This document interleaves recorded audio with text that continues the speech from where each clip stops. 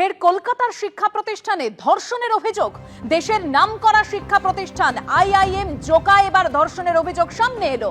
কসবা ল কলেজের পর IIM Joker boys হস্টেলেই ধর্ষণের অভিযোগ। আইআইএম এর দ্বিতীয় বর্ষের ম্যানেজমেন্ট পড়ুয়ার বিরুদ্ধে ধর্ষণের অভিযোগ এবং ইতিমধ্যেই অভিযুক্ত পড়ুয়াকে গ্রেপ্তারও করা হয়েছে। গ্রেপ্তার করেছে হরিদেবপুর থানার পুলিশ। কাউন্সেলিং করাতে আসা তরুণীকে ধর্ষণ করা হয় বলে অভিযোগ সামনে এসেছে এবং যে অভিযোগ হস্টেলের রুমে কাউন্সেলিং করতে এসেছিলেন ওই তরুণী এবং তারপরেই তাকে নাকি ধর্ষণ করা হয়। সকাল 11:45-এ অভিযুক্ত ম্যানেজমেন্ট পড়ুয়াকে কাউন্সেলিং করাতে আসেন নির্যাতিতা। কাউন্সেলিং এর পর লাঞ্চে তরুণীকে পিৎজা জল দেয় অভিযুক্ত ওই পড়ুয়া, আর লাঞ্চের পরেই আচ্ছন্ন হয়ে পড়েন ওই নির্যাতিতা এবং এরকমই তিনি পুলিশকে জানিয়েছেন।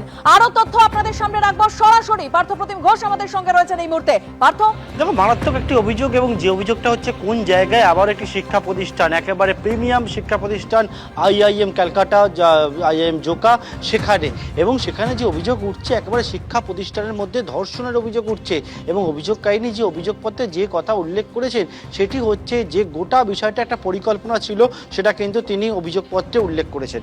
এবং যেমনটা গতকালকে সকাল 11:45 নাগাদ তার সঙ্গে কথা হয়েছিল এই অভিযুক্তের এবং সেই মতো অভিযুক্তের কাউন্সেলিংয়ের জন্য তিনি গিয়েছিলেন এবং অভিযুক্ত তার ক্লায়েন্ট ছিল এবং সেই মতো কাউন্সেলিংয়ের জন্য যখন যান সেই ক্ষেত্রে প্রথমেই লক্ষ্য করেন যে যখন ওই যে জায়গা রয়েছে অর্থাৎ যেখান থেকে গেট রয়েছে, যে গেট থেকে প্রত্যেকে একেবারে ভিজিটার বুকে সাইন করে টাইম লিখে সেখানে প্রবেশ করতে হয়, এখানে কিন্তু অভিযুক্ত পড়ুয়া নির্যাতিতাকে সাইন করতে বাধা দেয় এবং নিষেধ করে এবং যাতে কোনো রকমভাবে রেজিস্টার অবস্থায় না থাকে। তারপর তাদের যে হস্টেলের যে রুম রয়েছে অর্থাৎ এখানে যে রুমগুলো হচ্ছে প্রাইভেট রুম এবং শেয়ার বেসিস রুম থাকে এবং অভিযুক্তের যে প্রাইভেট রুম রয়েছে হস্টেলের সেই রুমে যায় এবং সেখানে কাউন্সেলিংয়ের জন্য ডেকেছিলেন নির্যাতিতাকে এবং তার পরবর্তীতে তিনি যান। তিনি যেটা অভিযোগ করেছেন এখন সেখানে যাওয়ার পরবর্তীকালে লাঞ্চ করায় এবং সেখানে পিৎজা এবং জল খাওয়ায়। তারপরেই নির্যাতিতা যেটা অভিযোগ যে তিনি তন্দ্রাচ্ছন্ন অবস্থায় চলে যেতে থাকেন এবং তারপর তাকে নির্যাতন করা হয়, তারপরে জোর জবরদস্তি করা হয়, এমনকি তাকে ধর্ষণ করা হয় বলে অভিযোগ। তিনি যখন জ্ঞান ফেরেন দেখেন যে অভিযুক্তের যে রুম রয়েছে সেই রুমের মধ্যে পড়ে রয়েছে এবং তারপর পুলিশের কাছে অভিযোগ দেয় এবং সেই অভিযোগের পর তুমি জানো ইতিমধ্যেই যে দ্বিতীয় বর্ষের ম্যানেজমেন্টের এই পড়ুয়াকে গ্রেপ্তার করেছে পুলিশ। এমবিএ স্টুডেন্ট ছিল এবং তাকে ইতিমধ্যে আদালতেও পেশ করা হয়েছে। কিন্তু এখানে সবথেকে বড় যেটা প্রশ্ন, শিক্ষা প্রতিষ্ঠানের মধ্যে এইরকম একটা অভিযোগ সামনে এলো, নিরাপত্তা রক্ষীরা কি করছিলেন? একজন বাইরে থেকে গেলেন, যাওয়ার পরে সেখানে ভিজিটার রুমে ভিজিটার বুকে সেখানে সাইন করলেন না, সেখানে কিভাবে অ্যালাউ হয়ে গেল? এই অবাধ বিচরণ এটা কিভাবে হলো? কারণ বারবার শিক্ষা প্রতিষ্ঠানের মধ্যে এই রকম যে ঘটনাগুলো সামনে আসে, সম্প্রতি একেবারে কসবা ল কলেজের ঘটনা চোখে আঙুল দিয়ে দেখিয়ে দিয়েছে।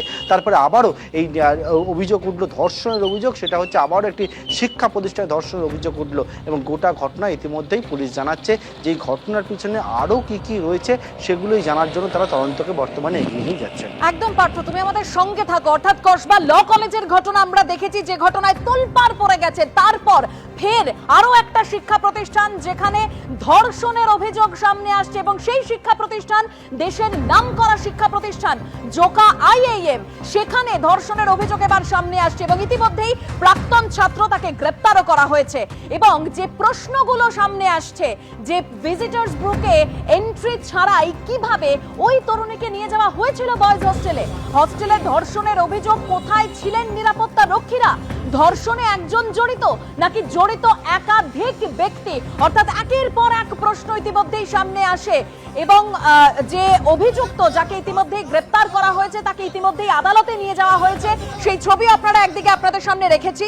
তবে কসবা ল কলেজের ঘটনার সময়ও যেরকম শিক্ষা প্রতিষ্ঠানে নিরাপত্তা নিয়ে প্রশ্ন উঠেছিল, সেখানে নিরাপত্তা রক্ষীরা কোথায় ছিল সেটা নিয়ে প্রশ্ন উঠেছিল, আর এবার এই আইআইএম দেশের নামকরা শিক্ষা প্রতিষ্ঠান সেখানে যে ধর্ষণের অভিযোগ, সেখানেও কিন্তু সেই নিরাপত্তা রক্ষীরা কোথায় ছিলেন সেই প্রশ্নটা সামনে আসছে।